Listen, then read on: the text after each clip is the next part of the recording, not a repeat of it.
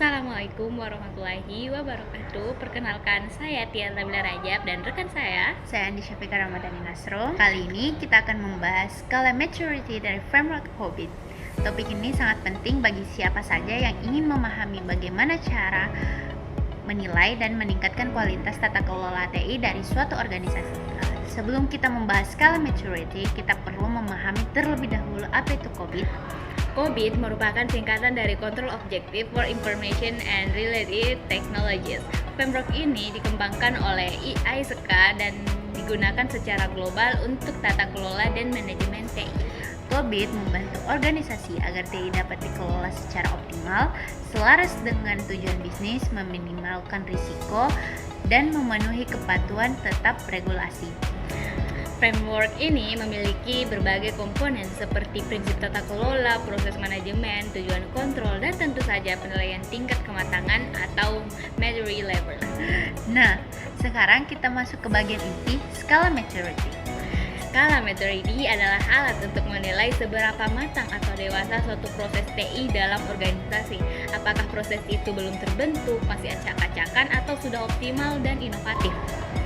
Tujuan utama dari skala ini adalah memberikan pandangan objektif terhadap kondisi proses TI agar organisasi dapat menentukan prioritas perbaikan.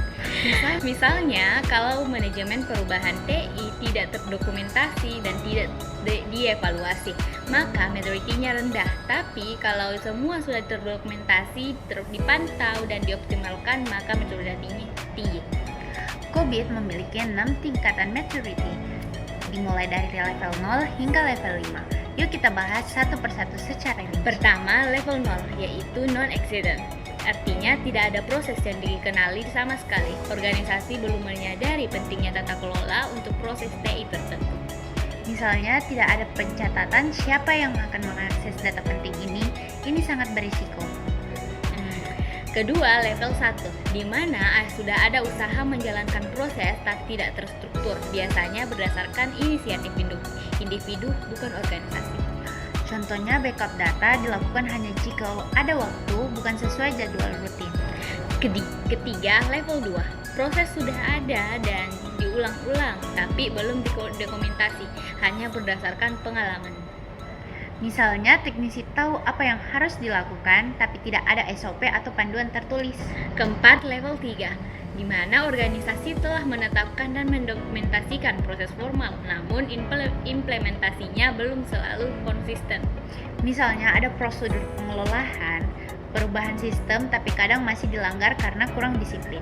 Kelima, level 4, di mana proses sudah dijalankan secara konsisten dan hasilnya diukur, sudah ada indikator performa.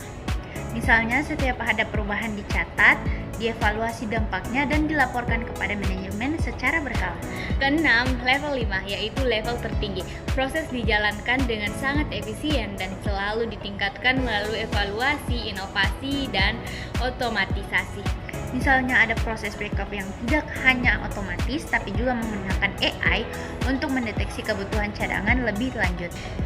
Tanpa pemahaman tentang posisi maturity organisasi akan sulit mengembangkan TI secara strategis.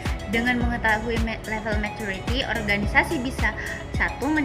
Mengidentifikasi kelemahan, 2. Menyusun roadmap peningkatan, 3. Menyesuaikan strategi dengan bisnis, dan yang terakhir yaitu memprioritaskan investasi TI yang paling mendesak. Mari kita coba contoh perusahaan e-commerce. Pada awal berdiri, mereka hanya menggunakan spreadsheet manual untuk mencatat data pelanggan. Itu termasuk level 1. Kemudian mereka membangun sistem database dan menetapkan SOP menginput data. Itu sudah bisa masuk di level 3. Kalau mereka sudah memiliki sistem validasi otomatis, sistem enkripsi, mentoring real time, dan evaluasi rutin, berarti sudah masuk di level 5. Semakin tinggi maturity, semakin rendah risiko dan semakin besar kontribusi TI terhadap keunggulan bisnis. Skala maturity juga sangat relevan dengan proses audit. Auditor menggunakan skala ini untuk menilai apakah proses TI terorganisasi dan layak dan dapat dipercaya. Dari hasil audit bisa dibuatkan rekomendasi konkret bagian mana yang harus ditingkatkan dan bagian mana tahap tahap-tahap menuju level berikutnya. Nah, ada beberapa tips bagi organisasi yang ingin naik level.